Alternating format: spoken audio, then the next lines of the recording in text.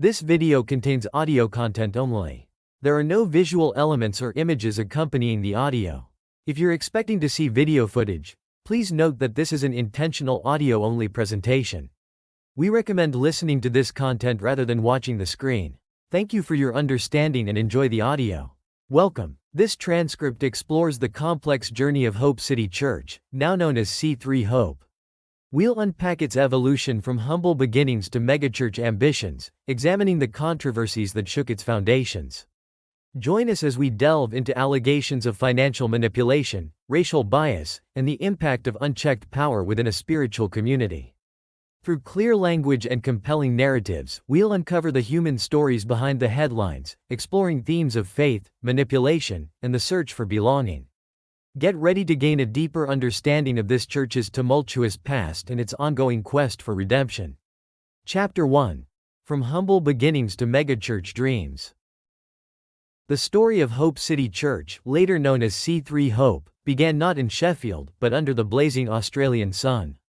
In Brisbane, Dave and Jenny Gilpin were part of an Assemblies of God church, their lives seemingly settled. But something flickered on their television screen in 1989. Images of the Hillsborough disaster, a tragedy that unfolded thousands of miles away in Sheffield, England. The scenes of grief and loss resonated deeply, planting a seed that would soon uproot their lives and lead them across the globe. Driven by a sense of calling, they traveled to England in December 1990, embarking on a 3-week speaking tour of small churches across the country. They were exploring, investigating the potential for a new spiritual beginning, a way to offer hope in the wake of tragedy. By Easter 1991, they had returned, ready to plant their roots in Sheffield. The Hope of Sheffield Christian Church was born, a church described as born out of tragedy, and a church which is based around one crucial 4-letter word: hope. From these humble beginnings, the Gilpins' vision began to take shape. They weren't interested in hushed pews and traditional hymns. They embraced a modern, vibrant approach to worship, incorporating contemporary music and a distinctly non-traditional atmosphere. Their message resonated with a younger generation, those who perhaps felt alienated by the formality of established churches. And to reach these individuals, they employed unconventional methods. Large billboards sprang up across the city, proclaiming the church's message. The sides of buses became mobile advertisements, a bold declaration of their presence and their difference. This was not your grandmother's church, and they weren't shy about letting people know. The church's unconventional approach paid off. The congregation grew, expanding beyond the walls of their initial meeting spaces. They began to plant new churches, extending their reach to other cities across the UK. Liverpool became a new hub, with services held in historic venues like the Black E and the Epstein Theatre. Leeds followed, then Newcastle, Sunderland, Birmingham, and Lancashire. The momentum continued, pushing beyond national borders to Accra in Ghana, Frankfurt and Darmstadt in Germany, Kuala Lumpur in Malaysia, London, and finally, York. At its zenith, Hope City Church boasted 3,000 members across 11 locations, a testament to the Gilpins' dynamic leadership and the appeal of their modern approach. They even utilized unconventional venues like the Tiger Club in Newcastle and St. James's Park, blurring the lines between sacred space and secular gathering places. There were whispers of influence from Australia's burgeoning evangelical movement, particularly the rapidly growing Hillsong Church, a connection that further cemented Hope City's image as a modern, forward-thinking religious institution. As the church flourished, the Gilpins' ambitions grew. They envisioned a physical manifestation of their expanding influence, a central hub for their growing community. In 1998, they founded an old tool factory in Sheffield. They acquired the building and began transforming it into what would become known as the Megacenter.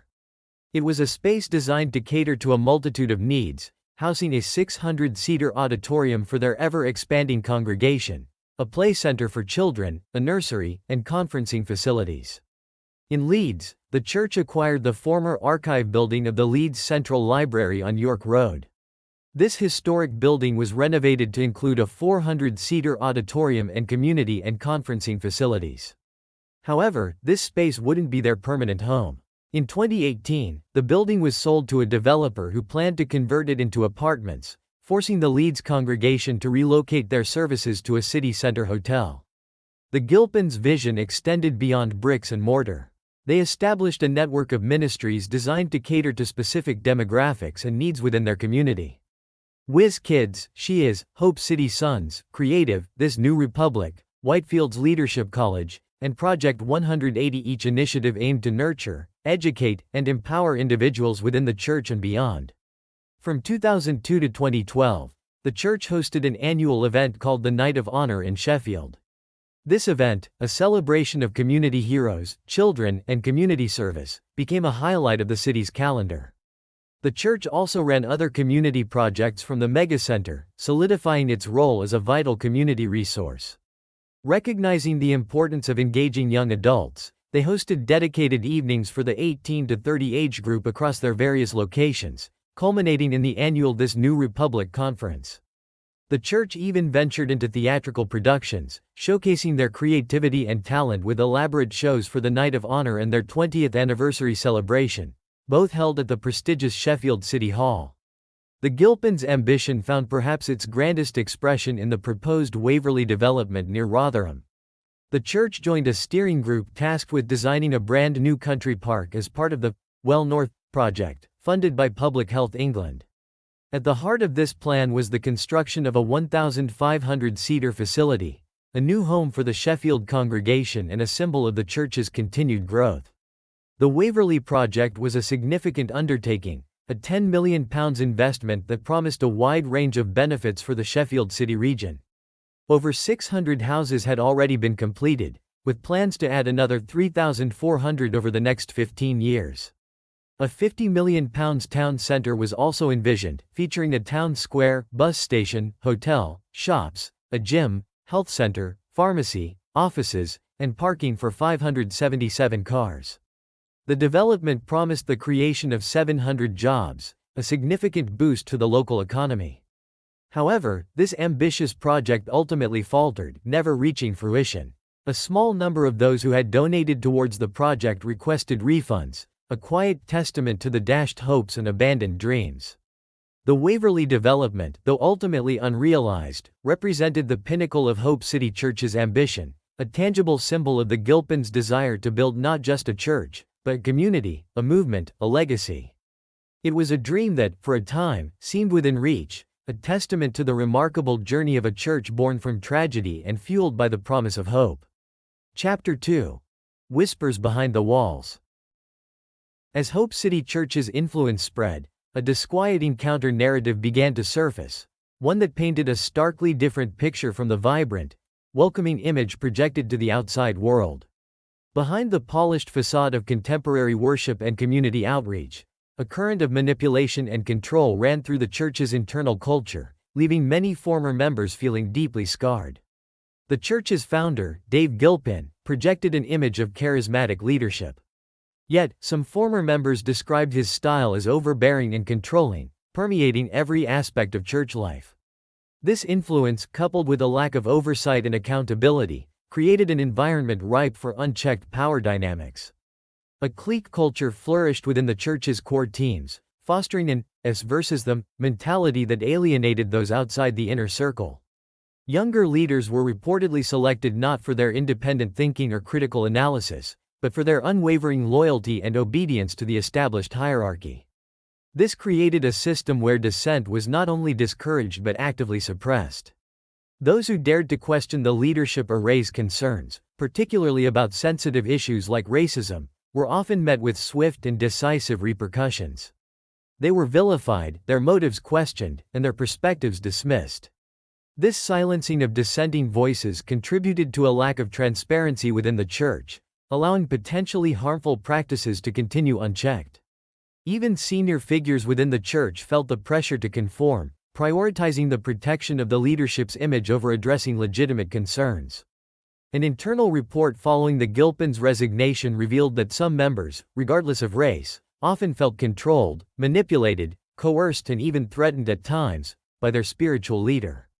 Other senior figures felt pressure to conform and strongly encouraged to protect the honor of the leadership at every eventuality. The report concluded that in this environment, problems like racism were likely to go unchecked, given the church's lack of transparency and accountability and its tendency to vilify those with opposing viewpoints. This controlling atmosphere had a profound emotional impact on many members. Some described feeling trapped, their self-esteem eroded by constant criticism and manipulation. He recalled instances of public humiliation, where members were chastised for behaviors that were, ironically, encouraged by the church's own teachings. Turner's experience illustrates the insidious nature of the control exerted by the leadership, extending beyond financial matters to personal relationships and even basic freedoms. He described being assigned accountability partners, who monitored his every move, reporting back to the leaders. His relationship with another member was subjected to strict rules, forbidding even kissing or sleeping in the same building. When the relationship ended, Turner received a typed letter from his ex-girlfriend, bearing the church's stamp, emphasizing her accountability to the leaders and urging him to do the same. This incident underscores the extent to which the church's influence permeated members' personal lives. The church services themselves, while outwardly vibrant and engaging, contributed to this atmosphere of control. Turner described the services as intensely emotional experiences, designed to evoke feelings rather than critical thinking. The music, the lighting, the almost uncomfortably happy expressions on the faces of the congregation, all created a sense of euphoria that could be both intoxicating and disorienting. He recalled how ushers carefully orchestrated the seating arrangements, ensuring that the front rows were filled for photos on the church's website, prioritizing image over genuine connection. The sermons, he said, were filled with spiritual jargon and promises of breakthroughs, offering emotional comfort without substantial content. This emphasis on feeling over thinking, combined with the charismatic leadership and the pressure to conform, created a potent mix that could easily overwhelm individuals seeking spiritual guidance. Colin Davies, the chief executive of C3 Trust UK and a longtime member of the church, acknowledged the church's past issues. He admitted that there used to be quite a strong push to raise money, and that the leadership had exerted significant influence over members' lives. However, he maintained that the church had undergone a significant transformation since the Gilpins' resignation, becoming a different church altogether. He pointed to the more low-key approach to fundraising and the church's efforts to create a more open and accountable environment. Yet, former members like Richard Turner remained skeptical, questioning whether such deep-seated cultural issues could truly be eradicated. Turner, who viewed his former church as a cult, believed that the influence of the Gilpins, after nearly 3 decades of leadership, was likely still ingrained. He suggested that, while some members may be genuinely trying to make positive changes, they may have lost touch with reality after so many years within the church's closed system. This skepticism highlights the long and difficult road to healing and rebuilding trust after such damaging experiences. The whispers behind the walls, though now brought to light, continue to echo, a reminder of the profound impact of unchecked power and the importance of critical thinking, even within spiritual communities. The contrast between Davies' perspective and Turner's underscores the complex and often painful legacy of Hope City Church, a church that, despite its initial promise of hope, left many grappling with feelings of betrayal, manipulation, and a profound sense of loss. Chapter 3. Tithing and the Toll of Reckless Giving. The ambitious vision of Hope City Church, with its multi-site expansions, community projects, and grand architectural dreams, required a substantial financial engine. While tithing, the practice of donating 10% of one's income, formed a foundational element of the church's financial structure, it was the additional, often extraordinary, giving that became a source of both contention and concern. The church leadership actively promoted a culture of extravagant generosity, often framed as a demonstration of faith and a pathway to divine blessings. However, for some, this emphasis on giving crossed the line into financial exploitation, leaving a trail of financial hardship and resentment in its wake. The annual Dream Offering, later rebranded as the Vision Builders Offering, exemplified this tension. In 2015, the Dream Offering goal for the Sheffield congregation alone was a staggering £1 million. Brochures circulated among the congregation suggested donation amounts ranging from £500 to £4,000, but the implicit message was clear. The more you gave, the greater your demonstration of faith, and, by extension, the greater your favor in the eyes of God. Former members recount instances of individuals publicly announcing donations of thousands of pounds during services, creating an atmosphere where large contributions were not just encouraged, but celebrated, potentially pressuring others to give beyond their means. Dave Gilpin, the church's founder, even wrote about members selling cars and downsizing weddings to contribute to the church's coffers, presenting these sacrifices as evidence of deep faith and commitment. Beyond tithing and the dream offering, the church promoted the concept of reckless giving, encouraging members to donate even when they could barely afford it. This practice, framed as a leap of faith, was often accompanied by testimonials of individuals who had experienced financial breakthroughs after making such sacrifices. Richard Turner, a former member, recalls the constant pressure to give, the emotional manipulation that played on feelings of guilt and the desire for spiritual growth. He remembers hearing someone boast about donating £9,000 during a service, while others struggled to afford basic necessities.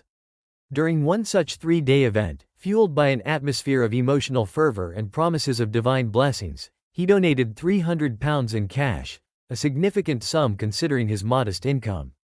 He now questions the destination of these funds, wondering how much of the money contributed to the church's actual mission versus enriching its leaders. Turner's experience contrasts sharply with that of longtime members like Julie, who viewed giving not as a financial burden, but as a spiritual act, an offering to God rather than a donation to the church itself. This perspective, deeply ingrained in her faith, shielded her from the potential for financial exploitation, allowing her to see her contributions as a personal expression of devotion rather than a response to external pressure. This divergence in perspective highlights the complex and often deeply personal nature of giving within the church, a practice that could be both empowering and damaging depending on the individual's interpretation and the church's approach.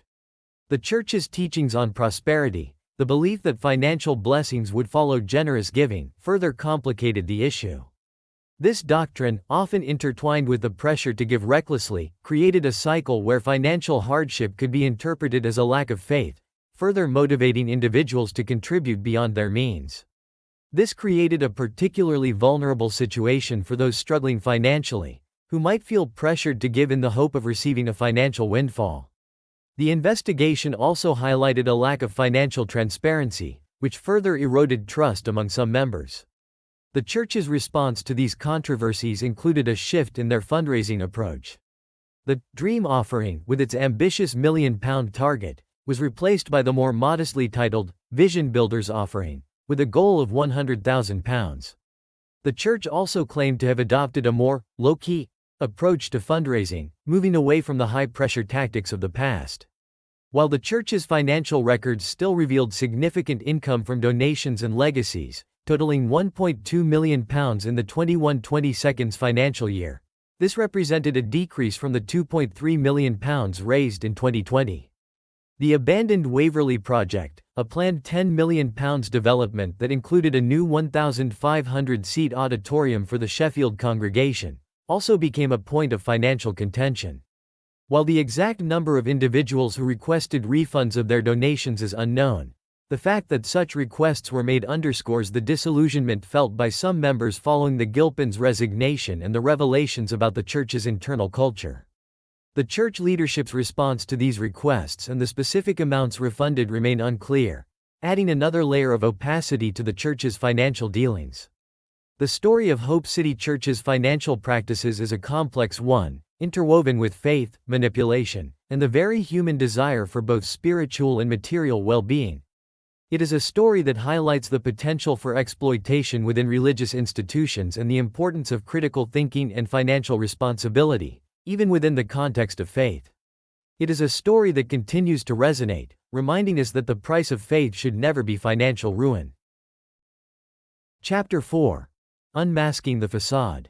The carefully constructed image of Hope City Church, a beacon of hope and community, began to crumble under the weight of scandal in 2018. The first tremor came not from within the church itself, but from City Hearts, a charity it had founded. A Channel 4 news report ripped through the veneer of charitable work, exposing disturbing allegations of untrained staff left in charge of vulnerable victims of trafficking and abuse. Around 40 individuals who had either been cared for by or worked for the charity in Sheffield shared their stories, painting a picture of systemic negligence and a culture of fear. One of the most damning accusations leveled against City Hearts was the alleged coercion of individuals to disclose their traumatic abuse histories on stage in front of the church congregation. This practice, presented as a form of testimony and healing, was described by some as deeply humiliating and re-traumatizing. The report also exposed claims of homophobia within the charity, with individuals alleging they were told that being gay was the work of the devil. A staff member interviewed for the report admitted to being unqualified and untrained, revealing that they were instructed to respond to serious incidents, including self-harm, with prayer and scripture rather than professional intervention. The Channel 4 news report sent shockwaves through the community and severely damaged the church's reputation. The Charity Commission, alerted to the allegations, launched a regulatory compliance case to assess governance and safeguarding practices at City Hearts. The investigation, though acknowledging the significant and concerning nature of the allegations, ultimately concluded that they were historic, dating back to 2011-2012, and that no live risks remained. The Commission noted that City Hearts had taken appropriate action by commissioning an independent investigation, reviewing its systems, and implementing an action plan to address the investigation's recommendations.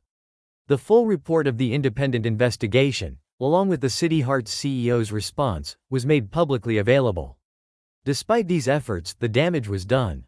The association with City Hearts cast a long shadow over Hope City Church, raising questions about its leadership and oversight of its affiliated organizations.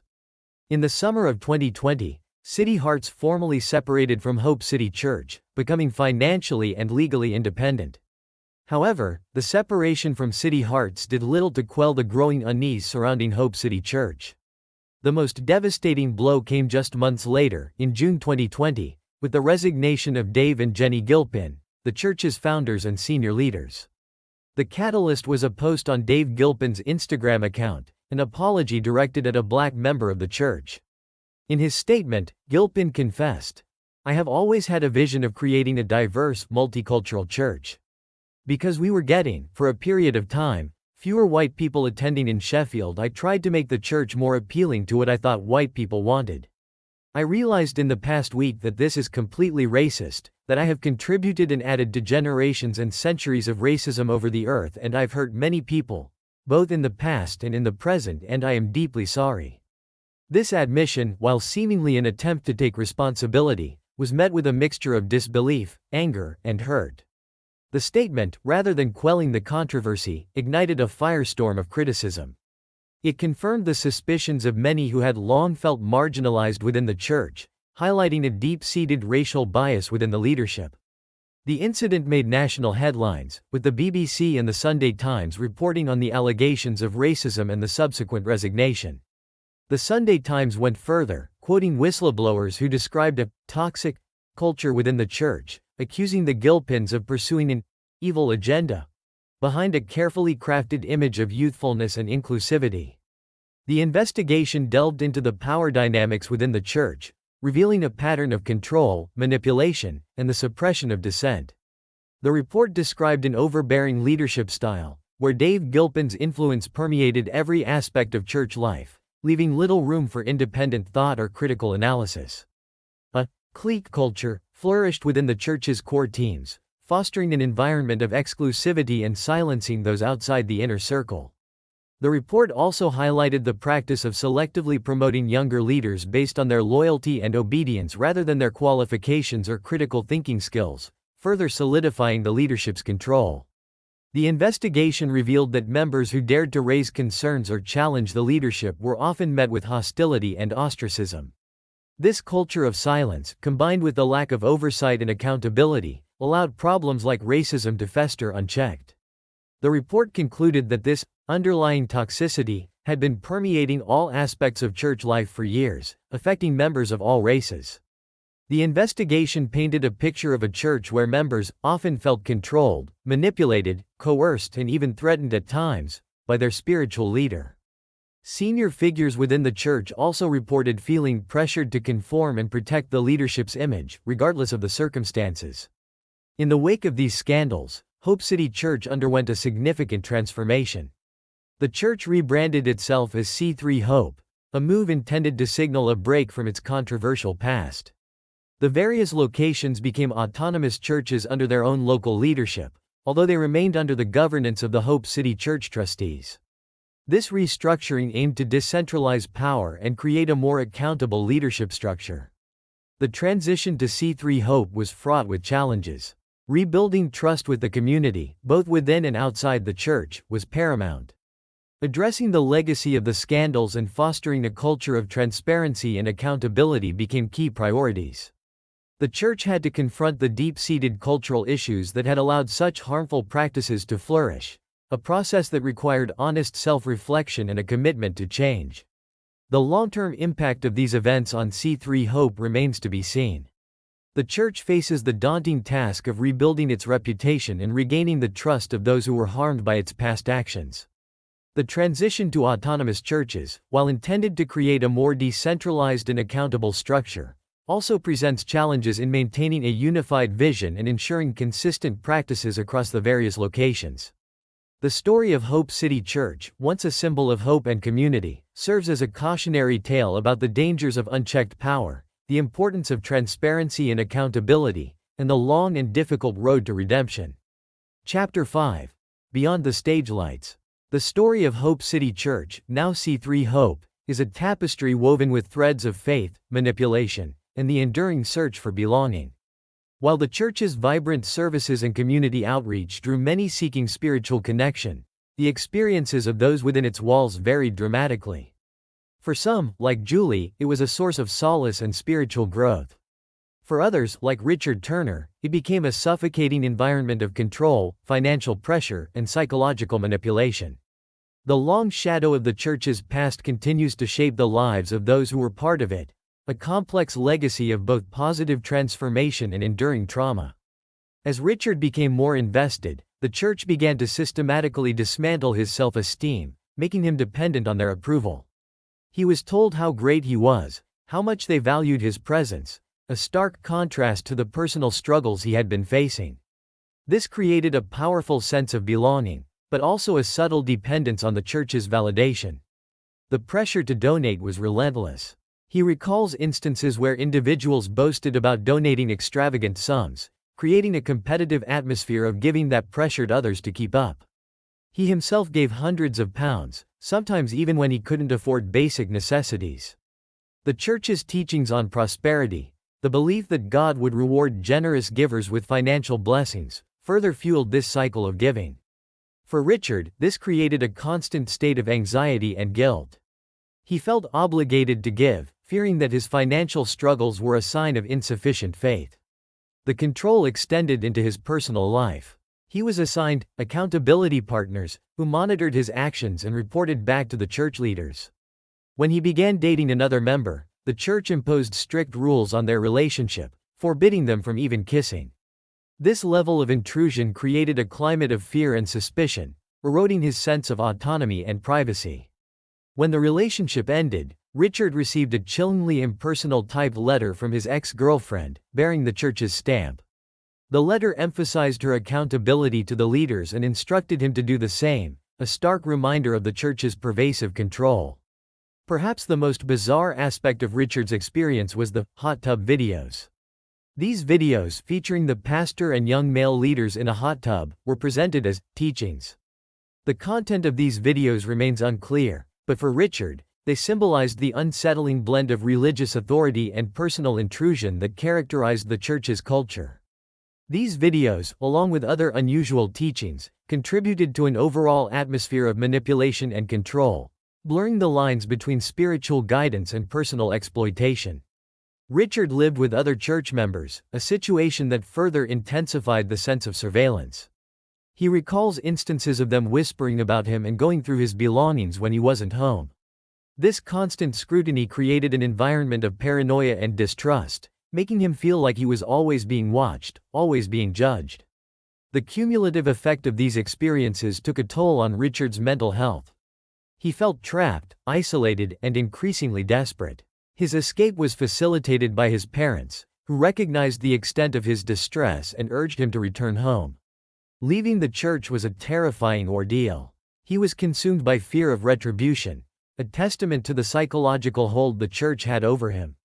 With the support of his family, he eventually broke free, but the scars of his experience remain. Richard's story is not unique. Other former members echo his accounts of manipulation, control, and financial pressure. They describe feeling coerced into giving beyond their means, pressured to conform to the church's expectations, and silenced when they dared to question the leadership. These experiences left lasting emotional and financial scars, highlighting the devastating consequences of unchecked power within spiritual communities. However, the story of Hope City Church is not entirely one of darkness and manipulation. For members like Julie, the church provided a genuine sense of community and spiritual fulfillment. She joined the church years ago, drawn to its vibrant services and welcoming atmosphere. For her, the Gilpins were not manipulative leaders, but inspiring figures who provided guidance and support. She valued the sense of belonging she found within the church, the friendships she formed, and the spiritual growth she experienced.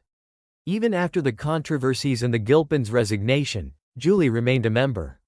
She saw the negative allegations as attacks from external forces, choosing to focus on the positive aspects of her personal experience.